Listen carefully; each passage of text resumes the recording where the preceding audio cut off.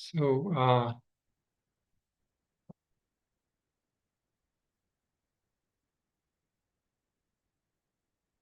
okay, so we are doing the first chapter, and towards the last few shlokas we are looking at.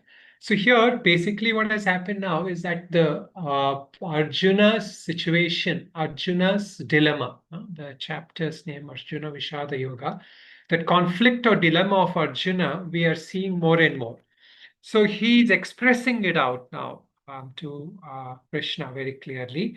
And as we saw in the few mantras in the last chapter, I mean, in the last few shlokas, that he's mainly talking about the Kula Dharma. So we discussed this briefly. And so I mentioned there that Kula Dharma is a Vishesha Dharma. And for a spiritual sadhaka, on the long run, it is overruled, meaning it is negated by the higher dharmas. So as one moves up on the spiritual ladder, the specific lesser dharmas are given up. So even in this, there is gradation actually. So this one point I will mention at the beginning. So when we talk about Kula Dharma, it is very important for a normal person to follow Kula Dharma. So it is not like, none of us we can, because we are studying Gita and all that, we can let go. It is not like that easy. There are factors. So if you don't follow the dharma, there are certain repercussions of that. So for all of us, like, until we are ready, we cannot just give up dharmas like that. So here, if you really look, if you ask somebody, a basic understanding of Gita, why did Krishna ask Arjuna to fight the war?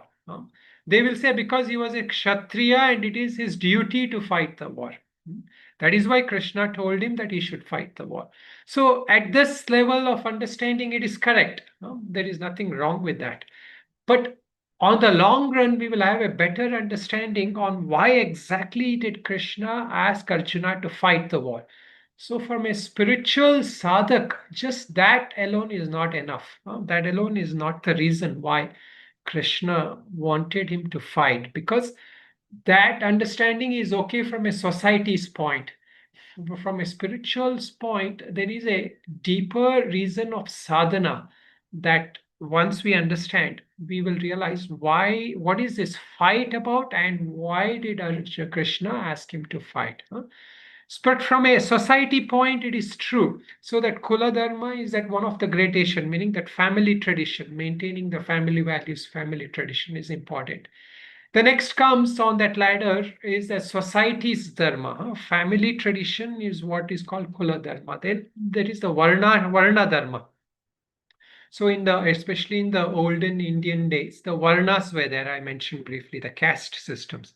The caste system also, when you understand from a Vedic perspective, it is not like discrimination. It is just their karma yoga, that each person had a role in the society and they had to fulfill that role. So from that Vedic point, it is not like somebody is superior or somebody is less superior. It was a role of everybody to follow that, the Varna Dharma. Of course, higher than that is the ashrama dharma, which we say. There are 4 ashramas, and this is the most closest to the Vedic understanding. What we call the ashrama dharma comes the closest to the Vedic understanding, following the ashrama dharma. So the 4 ashramas, what are the 4 ashramas? Anybody remembers? Grahastha Brahmacharya. Ah, First is Brahmacharya, brahmacharya. Grahastha, Vanaprastha, Sannyasa. Yes, very good. The first one, as he said, is brahmacharya. So if you take first one, meaning like in terms of our lives, lifespan. So when we are born, when after we are, little old enough, the person is supposed to be in the brahmacharya ashram, meaning he not just is a single, like he's a unmarried person and focused on studies. He has to be focused on gaining education, doing skills and some seva in the gurukuls or wherever he is there. He has to do some service, but as a part of it. But that seva is not like, he can go and become a musician and, he starts earning money as a musician. And yet, like nowadays, in many of the uh, especially in cities, we see, even in India, youngsters, when they're at a certain age, they are doing some side jobs, right, to earn money. So that is not the brahmacharya tradition that was there in the Vedic thing. So that is why, many values like that are not maintained now. So a lot of that benefits are also not there. So that was the brahmacharya ashram. So if he's a brahmacharya, he's strictly a brahmacharya. Then a grihastha is following grihastha ashram. The grihastha ashram is the backbone of the society, we say, because it is that one ashram which supports the other three ashrams in a way for the society. So the majority of people are in grihastha ashram. And then comes the vanaprastha. The vanaprastha is the person who goes to the forest. He lives in the forest, not like literally forest, like he lives a little more secluded life so that he's withdrawing from that years of service and activity to focus on studies and his inner progress. Because he knows that, death is waiting at any time. It is just around the corner for anybody. So at this point, it doesn't make sense getting more glory, getting more name and fame, because all this you have to leave behind. So something in the further he's looking for, just as how a youngsters look at his life for up to 40 years and he wants to earn all this. So an older person also has a future. And that future is not the future just of this physical body. That is the vanaprastha ashrama grade A, moving up to that. And then the final stage is a sannyasa ashrama, but sometimes sannyasa ashrama, any person, as it is said, he establishes the sannyasa ashrama right from the beginning also. From brahmacharya he can go, or after vanaprastha also they can go. So both are allowed. So now this is the ashrama dharmas. So dharmas meaning there are duties. In this context, dharma is duties. If you don't follow those duties, then you incur what is called as two kinds of results for all the violations of dharma and the fulfillment of dharma. If you follow your duties, you get good result, which is called as punya. If you don't follow your dharma, it is called as bad results, which is called as papa. So in this also there are two categories, which is called as drishtapala and adrishtapala. Drishtapala is that what you see in the foreseeable future. Like you are working for a company and you work for 30 days. At the end of the month or whenever is their payday, you get it paid for it. So that is drishtapala. You see a foreseeable result in that future. And then there is adrishtapala, meaning within my spectrum of vision and understanding of this life, I cannot see when that result will fructify. So it can fructify in this life, but it may not fructify in this life. It may fructify in next life. So in order to believe in adrishtapala, we also have to buy into reincarnation. So many times, people say, okay, I can imagine that there is some adrishtapala, but I cannot buy into this concept of reincarnation because that I cannot see that I'll be born again and again. So then we say that, okay, at least you can see that you create a mental impression when you do an action, negative action especially, there is a klesha created. So this is the yogic kind of perspective. If you don't believe in the whole of the karma, even in Yoga Sutras, there's karmashaya and all that. But if you don't buy into that, also there is kleshas created, meaning there is some impressions that is created. And that will actually cause unhappiness and sorrow mentally for you, and cause you to get into more of the addictive behaviors.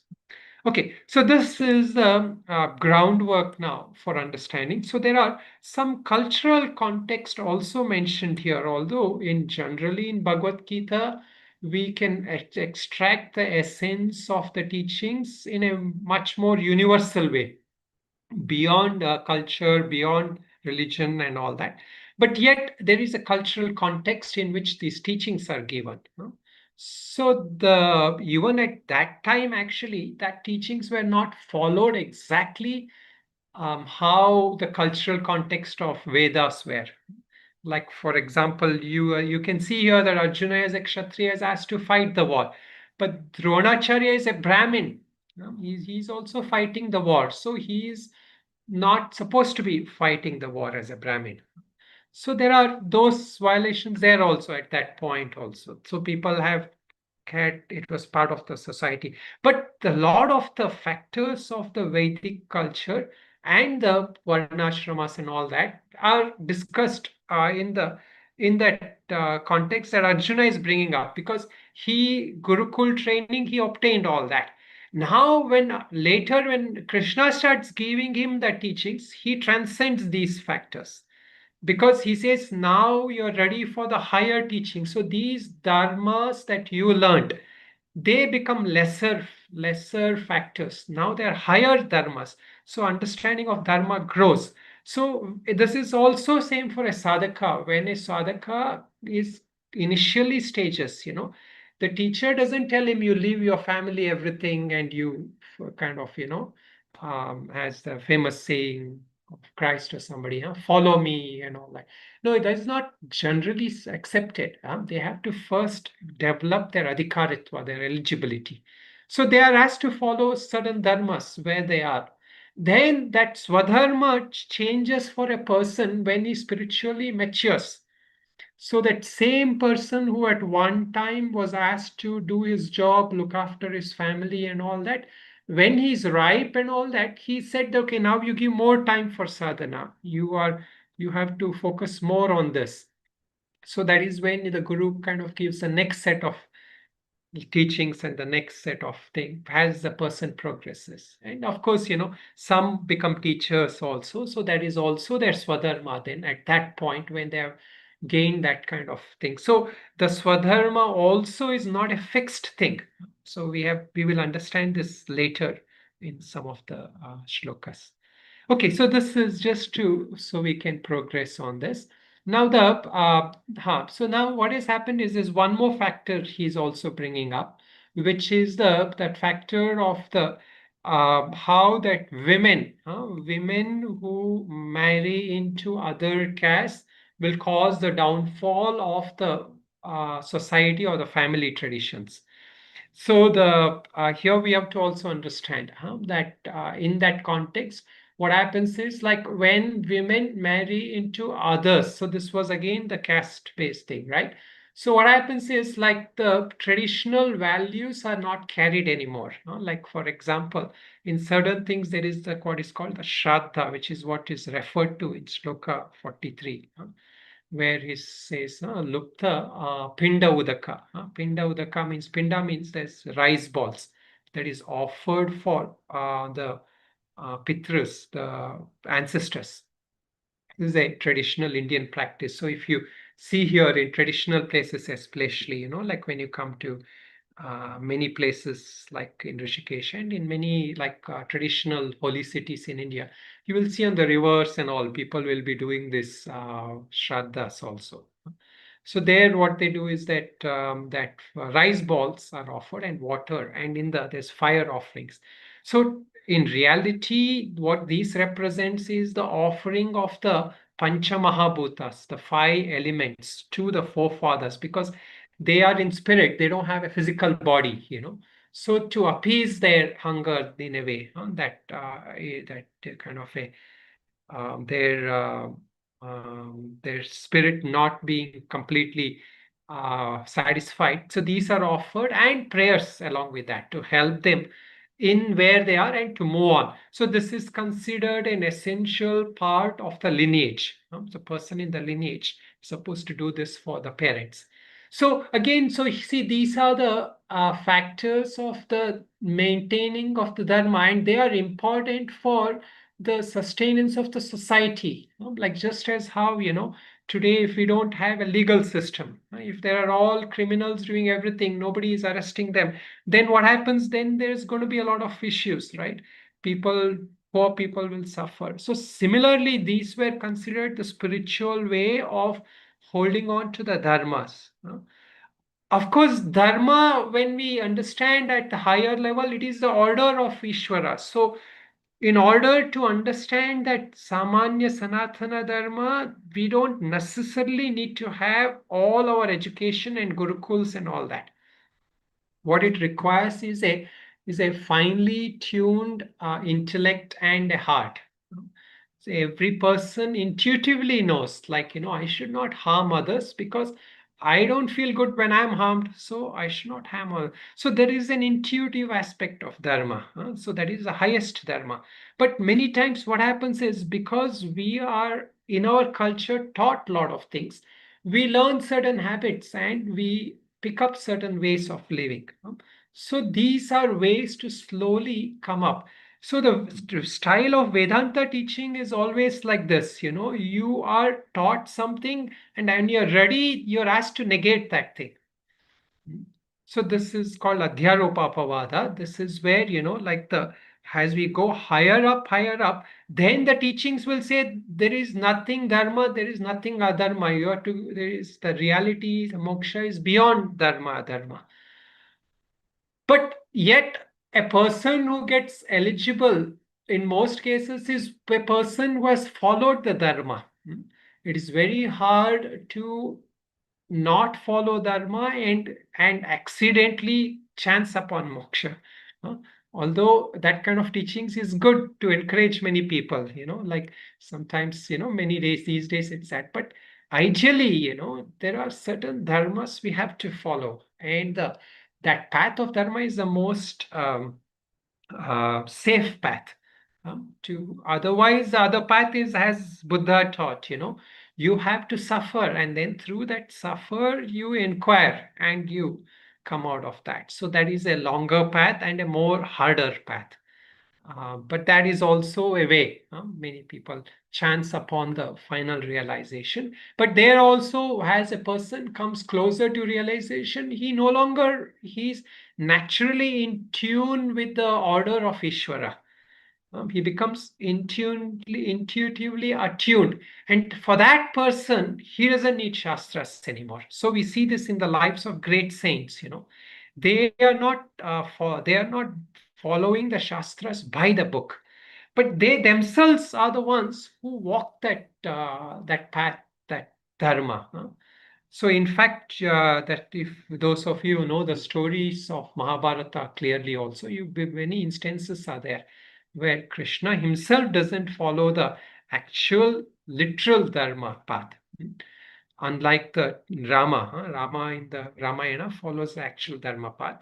But here, because he was here mostly to point out the moksha purushartha, so we say that this Bhagavad Gita is a moksha shastra, just like how Upanishads are. Hmm. So there are dharma shastras and all that. So Bhagavad Gita is predominantly a moksha shastra, but it also teaches dharma. But dharma at the sublime level. Hmm. The essence of dharma from all the Upanishads has been um, distilled, gathered, and taught, and to help on the path to moksha. And that is where the karma yoga, bhakti yoga, and all will come in the later chapters. Okay, so that was the introduction so far. Okay, and then the one more factor that he says is that, in the shlokas we read so far, that it is because of greed that adharma is created. He said that Arjuna says, and that is also a right assessment. He mentions that the Duryodhanas and others, they are caught up by greed and they're causing adharma. They are meaning they are fighting this war. So we are also, if we fight the war, then we are also caught up by greed. He says that is the logic that he's producing there. So from that context, many points that Arjuna mentions are correct from the level of the lower dharmas. They are correct. So that aspect of why the conflict he is facing, it's because he wants to do the right thing. He wants to do that what is right, and he doesn't want to be caught up in like eternal damnation kind of. Although in Indian thing there is no eternal damnation, you only go to hell for a while. Even if the concept of hell, which is a lower teachings again, that is also there only for a time, that so that you learn through the suffering in hell, and you kind of mature, you refine your sensitivity to walk the righteous path. Okay, if regarding this anybody has any specific questions you want to ask, you can ask right now, before I can, we will also have Q&A later, but any specific regarding any clarification still required on this? Swami, can I ask you? Yes, Flavia. For example, you said that kleshas and impressions are related. What I understood is that, for example, kleshas is something general, fear, but my sanskara and vasana will tell me how I feel the fear. You know what I mean? Klesha, fear. So and how do you differentiate between kleshas and sanskaras? How are you differentiating? For example, klesha is something general, fear. Ah. Everyone feels, fear. Yes. But father feels fear in a way, and the other feels fear in another way. Then this is sanskaras, and I would like to ask you if it's right or not. Yeah, I mean, you can take it like that, but generally what happens is kleshas are also samskaras, but they are like negative impressions. They are like see, samskaras also, there can be good samskaras and bad samskaras. So you remember I mentioned who was samskaras in reference to Bhagavad, in reference to Mahabharata? I'm sorry? Do you remember who was samskaras? Like the characterization of samskaras, I mean, who I mentioned? Because that'll help you. Anybody else remembers? Dronacharya. Dronacharya. Drona is the teacher who teaches both Pandavas and Kauravas. So with Pandavas, he created good samskaras, So what happens in this in this context is that kleshas are the deep-seated impressions that everybody experience. You're correct in that context, meaning that I experience hatred. You will experience hatred at some point. The object may be different. I will experience attraction towards somebody. You will experience attraction towards someone or something, but the people may be different. So that aspect of kleshas is correct. Everybody will have, but that is also an impression as such. That is also like a samskara. So some people will have deep-rooted samskaras of a specific klesha. So this is what we say. Some people are predominantly greed-oriented people, meaning if you just analyze people and yourself also, we will find out that we will be either hate-oriented people or greed-oriented people, or some will be more like, the deluded kind of people, meaning they're more lost in ignorance, avidya, smita, and that. And of course, there are other manifestations also for kleshas. Kleshas are just are the broad things from where a lot of other, what we call shadripus are there. Shadrupus means other negative factors come. Okay, then I can see as a negative samskara, klesha. Yeah, no? you can say negative samskaras. Yeah, negative samskaras are very wide. Kleshas are mentioned only as specific few things. And the important thing, as you said, is that it is true that kleshas is something everybody has to overcome, has to work with. Meaning everyone will at some point or the other have to overcome all the kleshas. Samskaras, everybody may not have that same samskaras. Like, for example, somebody might have a samskara, like you're in Europe, right? Maybe you might have some samskaras of croissant, and I might have a samskara of eating rotis, So those samskaras are different, specific ones. But the kleshas, universally, everybody will have to overcome. Is that good? Is that clear? Yes. Thank you very much. Okay, so now let us look at the mantras again, which we were looking at, and we will finish the rest of them also. So, okay, just here, we looked at these mantras. So here it was mentioned that uh,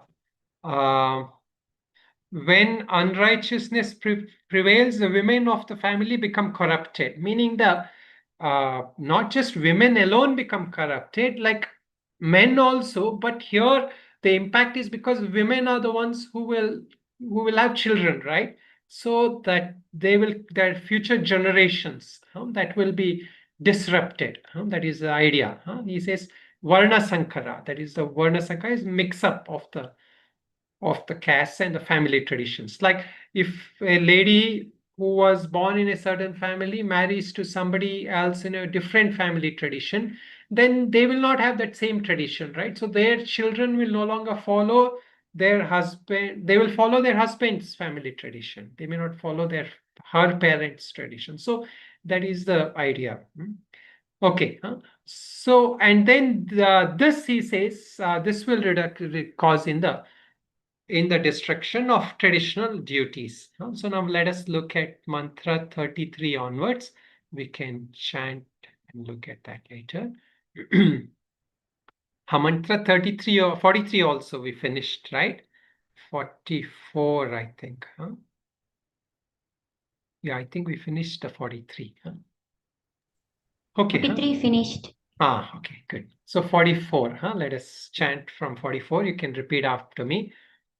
Utsannakuladharmanam उत्सन्नकुलधर्माणाम् Manushyanam Janardana मनुष्याणां Janardan Narake Niyatai Vaso नरके नियतं वासो Bhavatityanushushruma भवतीत्यानुशुश्रुमा Aho Bata Mahat Papam अहो बत महत्पापम् Kartvam Vyavasita Vayam कर्तौ व्यवस्थिता वयम् Yedrajya Sukhalobhena यद्राज्य सुखलोभेन Hantum Swajanamudyataha हन्तुं जनमुद्यताय Yedi Mama Pratikaram यदि माम प्रतीकारम् Ashastram Shastrapanayah असस्त्रं शस्त्रप्राणयः Dhartarashtrarane Hanyus धार्तराष्ट्रारणे हन्युस् Tanme Kshemataram Bhavet तन्मे क्षेमतरं भवेत् Sanjaya Uvacha सञ्जय उवाच Eva Muktarjuna Sankhye. Sorry. Eva एवमुक्त्वा Muktarjuna Sankhye. साङ्ख्ये एवमुक्त्वार्जुन Arjun साङ्ख्ये साङ्ख्ये Ratopasta Upavishat. रथोपस्था Visrajya Sasharam Chapam. विसृज्य शशरं शरं चापम् चापम् Shokasamvignamanasah. शोकसंविघ्नमान Om Tat Saditi.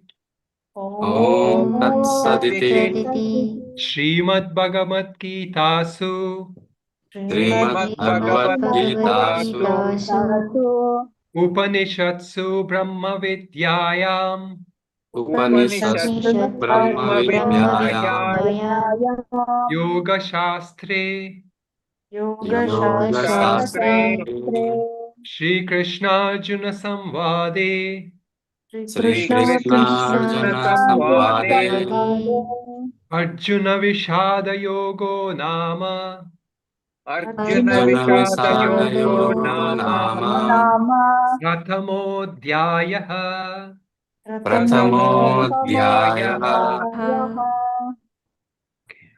So now the last parts of Arjuna's argument, why he doesn't want to engage in this battle and what is wrong with it. So he continues on. So maybe somebody can read from 44. Anybody wants to read English? I'll read, Swamiji. Yes, please check this. Okay. 44. O Janardana, Krishna, we have heard that those who destroy families are destined to dwell in hell permanently. This fate is inevitable for those who bring down their family values. 45. Alas, we are about to commit a great sin. We are determined to kill our own kinsmen in order to enjoy the pleasures ruling the kingdom. If the armed sons of Dhritarashtra were to kill me unarmed and defenseless in the battle, it would be more favorable for me. Sanjaya said, thus speaking these words, Arjuna, overwhelmed with sorrow and rejection on the battlefield, took a seat in his chariot and set aside his bow and arrow. Okay, so here again, we are looking at what are the last kind of argument that he's giving is that so those as I mentioned before, those people who do such things like we don't like as someone was asking last time, what if people are negative or toxic, how do we deal with them? So the first thing is like we cannot reciprocate toxicity with toxicity, right? So this is a universal spiritual law, as a famous thing that Gandhi had said, an eye for an eye makes the whole world blind. So, as a spiritual person, yeah, it is correct that what he is saying that we should not engage in that same kind of thing that they are engaging in. Otherwise, what happens? Like we are bringing down our values, and our value system is also gone. So, from that context, yeah, it is correct that we cannot engage in this. And one of the other points that he's mentioning is that by this thing, a lot of people will die and suffer. So, the context of how dharma is going to fall, meaning how the values will fall, is because the dharmis are being destroyed. So, dharmis meaning like the substratum in which the dharma is existing. Like in a person, righteous person, the dharma is existing. So in an unrighteous person, the dharma doesn't exist. So the dharmi is that it's like the bowl in which you put the water, right? The water is in the bowl or in a cup. So that cup is the dharmi. So that if the cup is broken, what happens? The water will not stay. So here also that same point is being that real dharma is gone when all these people are gone. Who will be there to continue for the future generations? So that is the argument that he's made, that I will not fight because that these people are fighting. I will not fight.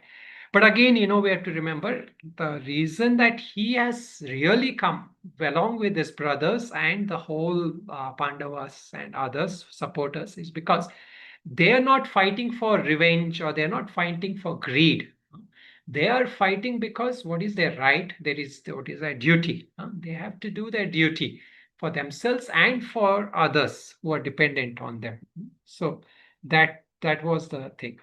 Okay, now the other point that he's mentioning here in the next aho bata mahat papam kartum, we are about to create a great sin. So here he's talking of what I mentioned as the adrishtapala. He's not talking about the foreseeable future. Even after this, what happens? I will go to hell. I mean, because for all this I've done, if I take the life after life, what happens? I will go to another bad kind of place from where I will be lost again. This is one of the great ways that we were encouraged in the Indian system to be righteous. Why? Because that, it has taken lifetimes for us to come into a human body, they say. After many lifetimes, in fact, in one of the shlokas, Shankaracharya says in Vivekachudamani, that it has the three great things. One is having a life, having a human life. It's a very precious thing. We have suffered for long times. Like, you can just analyze the life of animals and all. Although we see that they are happy, they don't have any sense of personal thing. But still, there is no buddhi, right? There is no viveka. You are not consciously living your life. You are drawn by instincts, and such a life is not going to lead you to the highest freedom. So that ability to have this life, that's a very, and the high next blessing is having this desire for freedom, mumukshutvam. Manushyatvam, mumukshutvam, mahapurusha sangraha. We are able to get the desire for liberation, and of course the blessings of having many great people who are giving us these guidance. So that he's bringing out correctly, again, that if this is at that lower level of teachings, you can say that is the motivation why we should live a righteous life, because not just this life we will be affected, but long time we will be caught up in that samsara, in that in that spiral of samsara. So this opportunity I'm going to lose to by not doing the right thing. Okay, then the yadi mama pratikaram ashastram shastrapanayah. So even if, so what is the right way a spiritual person should act is, if somebody comes with a violent attitude, they should not retaliate with violence. So that is a principle of dharma again, which he is bringing up. So all this he has gained from the Gurukul. So even if they were to come attack me, I will not attack. So this is a higher value of life he's bringing up. So in a way, it seems justifiable, right? In a way, if you really look from a spiritual point, it seems justifiable what he's saying. But the context and the higher calling that our Lord is going to bring him up to, that from that context, it is not right from where he's doing.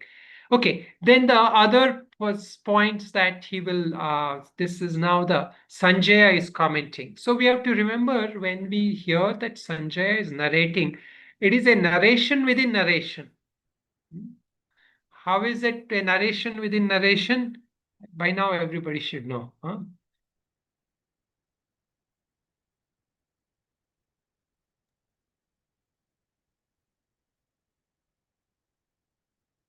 Sanjaya is viewing. He is giving a running commentary. What is happening on the battlefield? Yeah. Yeah, but He's why? also a witness. We witness and also narrating what he's witnessing. Correct. He's a witness, all that. But my question is that from a Bhagavad Gita context, Sanjaya is a narrator within narration. Is a narration. Bhagavan is giving that narration to Arjuna. So that narration is telling again Sanjaya. You're right, but not because Bhagavan, that there is another party involved. Vedavyasa? Vedavyasa, very Vedavyasa. good. So this is actually by Vedavyasa. So we have to remember that Bhagavad Gita is called as a Smriti Grantha. Smriti is in terms of scriptures, it has lower value to Shruti. Shruti, Upanishads are called as Shrutis. Shruti meaning it is direct, it does not, it is apaurusheya. When we talk about Upanishads, we say it's apaurusheya. It doesn't have the medium of a human intellect.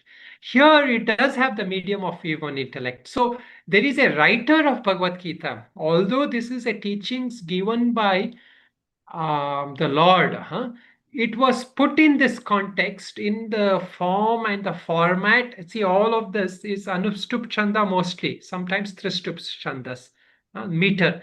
So who put this on the meter? How was it put it in all this context? This was written by a human intellect, meaning, of course, he's a rishi, is a much purer intellect, but it is still a human intellect. So it is a, in that context, we have to remember when we say Sanjaya Uvacha, Sanjaya is a narrator, correct, from the context of Bhagavad Gita. But this whole thing is narrated to us by Vedavyasa. He's the author of this. So in that context is what I said. He's a narrator within narrator. Within is a his is a Sanjaya's his narration within that narration of Bhagavad Gita. Okay, so here the Sanjaya is actually summarizing to us what is happened now, because now we don't see Arjuna talking anymore. Arjuna, so what has happened? Arjuna is now overwhelmed with that sorrow. Upasta, Ratho Upasta Upavishat. So on that seat of the chariot, he sat down.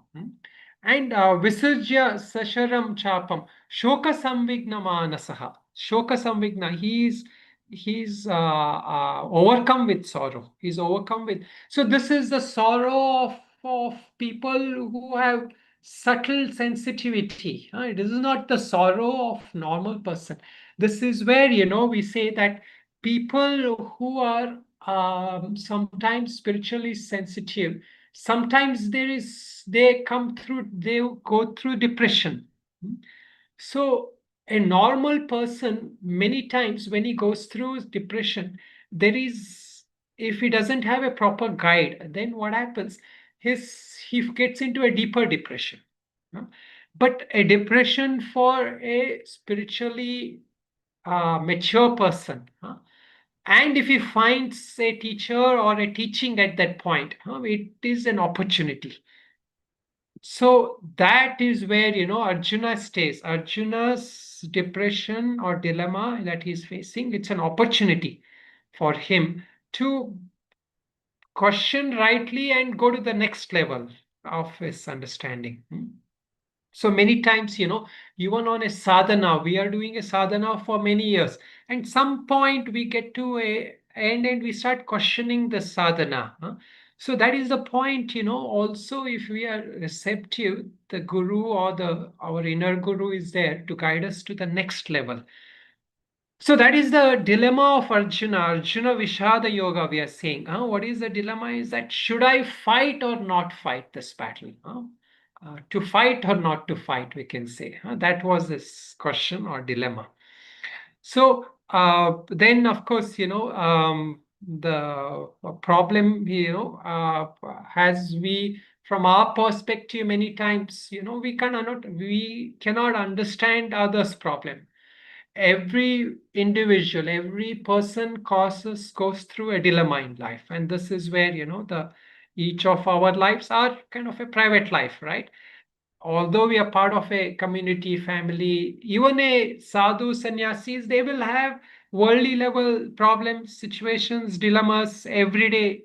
But this is again from a spiritual context, these problems are an opportunity to move to that next level. So here we will see from the next chapter how this becomes an opportunity for Arjuna. Okay, so now I will maybe this thing of Om Tat Sat, that part I will maybe explain in the next class since we have less time. I just want to see if anybody has any questions first. Any questions? Anybody has? Yeah, Michael, yes. Swami, I just have a question on translation and the way that we're supposed to understand the word yoga. And I know it's used many times throughout the Gita. Yeah. But for example, I'm just talking about the chapters here. So for example, it makes sense to say something like karma yoga or the yoga of jnana and vijnana. But how do we understand the yoga of Arjuna's dejection? Correct. Yeah. So actually, I should have explained that also. So if you look at all the chapters, they will have a title. So this title in this chapter is Arjuna Vishada Yoga. So if you really take it, how is this a yoga? we can understand later when it will come, like in later things, it will call karma sannyasa yoga, and it will come as later chapters, Purusha, um, the Bhakti Yoga chapter. What is it called? Jagdishji, 12th chapter. So, I mean, all of the chapters have some apt titles, but here it is actually Arjuna Vishada Yoga. How is the dejection of Arjuna a yoga? Huh? Does that mean all of us should get dejection to have yoga? So, here actually, that word yoga is used in the context of connection, that subject matter. It is not like the yoga we usually use. It means like that which connects that thing. So, that the Arjuna's dilemma connects us to this chapter. So the connection of the Arjuna's Vishada to this Gita, to the chapter. So, but it is not like yoga in the literal sense of a practice here. So here it is used more in the general sense of how it becomes the subject of our discussion. This is the subject that connects us um, to the overall teachings, you can say. Yeah, at the end of this chapter, Krishna again says that this is the Brahma Vidyaya Yoga Shastre Ashvina Vishada Yogo Nama. Okay, Om Tatsaditi, he says here also. That means even this chapter is connected with the Brahma Vidya. Does that mean like that? No, okay. So I will explain this in the next class. It is not that this is see each of those words, right? We have to understand. So for Om Tat Sat, as we know, it is representing that supreme reality. So anything which we do at the end, we say Om Tat Sat. And I think, Shamli, you know well from our 17th chapter, that Om Sat Sat, what is it representing? That's it. No, Om Tat Sat is offered in the sense of arpana. It is done in the sense of it is giving as a we are doing Ishwara Arpana, Krishna Arpana. It is not, and it is pointing to that supreme reality there. So then here, what is meant by Upanishatsu, Brahma Vidyayam? So that Brahma Vidya is that general the context of the teachings here. What is the discussion between Krishna and Arjuna is the Brahma Vidya and Yoga Shastra. That discussion, they are giving that. And he says, in that thing, what has happened is the first chapter, and the name of the chapter is, we are calling it Arjuna Vishada Yoga. So here that Arjuna Vishada Yoga, as it is called, that Arjuna's despondencies is the connection for the Gita as a chapter. So what the word which we call as Sanghati, if you all want to remember, it's called as Sangati. Sangati means that which is the connection of the chapter's name to that the main teachings. That which connects that chapter, it is called Sangati. Like I was thinking of the word when Michael asked. So the yoga here means that Sangati of the name, whatever is the name given to that main teachings. It is not all of them is that. Like when we talk about karma sannyasa yoga, not all of Bhagavad Gita is karma sannyasa yoga, right? When we talk of Purushottama yoga, not all of Bhagavad Gita is Purushottama yoga. So means that chapter connects to this, the subject. It is a subject of, this is a subject which connects to that main Gita. Okay. Yeah. So it is not in the context that this is also a Brahma Vidya. It is not that like that. Okay. This is more like, see, these are not these are things that has come from the acharyas. Actually, all these names, right? It is not in the actual Gita. You will not see in that sense. These are the titles that have been given for our understanding by the acharyas. So all the chapters are broken down like this. In fact, some acharyas don't agree with this kind of breaking down of Gita. They say that Gita is just generally flowing. Then people from Vedanta came and they gave all these names and they are accusing us. So we have to also understand that. Of course, every tradition will have their own way of interpreting it. Yeah, sorry. Thank you, Swami. Understood. Yeah. Okay, I'll just next class again go through this a little bit, this last part, before we do. Okay, any last questions? Swamiji. Yeah, Varun, yeah. So when we're discussing about names, as you said, these are given by like acharyas, but also we say it's like a narrated by the human intellect. So that way also you can see it's tainted with some human's intellect from their perception. So maybe it's like nothing to take deep dive into so much, maybe. Correct. Yeah. So that is why, in that eventual sense, that some of the details of Bhagavad Gita, we will say, they have a secondary status to Upanishad in general.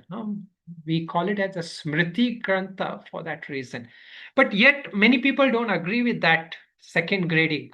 They say that this has come from Bhagavan directly. Where can you see in Upanishad saying it came from Bhagavan? No, we have to believe that it came from Bhagavan or from. So there is that kind of all these are arguments. So what we should focus is on the essence of the teachings and how to apply in our life. That is where we get the value. What does it mean to me? How can I get something out of it? So I encourage all my students that we should not get bogged down. And the other kind of wave that can take us away sometimes is getting too caught up in the Mahabharata stories. Many people sometimes say, like in this story that happened, so maybe he said this. And also the other thing that, where in history did this story happen? See, all that is again, spiraling off into things where we will lose the purpose of the teachings. We know for sure that Bhagavad Gita has transformed the lives of many people, and that is what is enough for us to take it and apply it in our lives. Okay, Did anybody had any question? Anything else? I didn't see. Okay, we will leave it at this. We will continue on the next class, and also, the any questions we can put it in the any comments, questions in the group. And also, I encourage all of you, like, see, we have somebody, one of our Kartika, sending the message of the Mananam and the inspiration. So take some time after the class, and especially on the next day, and look at those contemplative questions. Spend some time and. In my earlier batches where I taught Bhagavad Gita and all that, I hadn't prepared these questions. So now all of your batch, at least you're lucky to have some questions. So you can use this and study, take time and apply it. This is the way to, because Gita is known for its application in daily life. That is what makes it very unique of all other moksha shastras. Okay. Om Purnamada Purnamidam Purnat Purnamudachyate Purnasya Purnamadaya Purnamevavashishyate. Om Shanti Shanti Shanti. Krishna Arpanamastu. Thank you. Jai Shri Krishna. Jai Shri Jai Shri Krishna. Ji Guru. Krishna.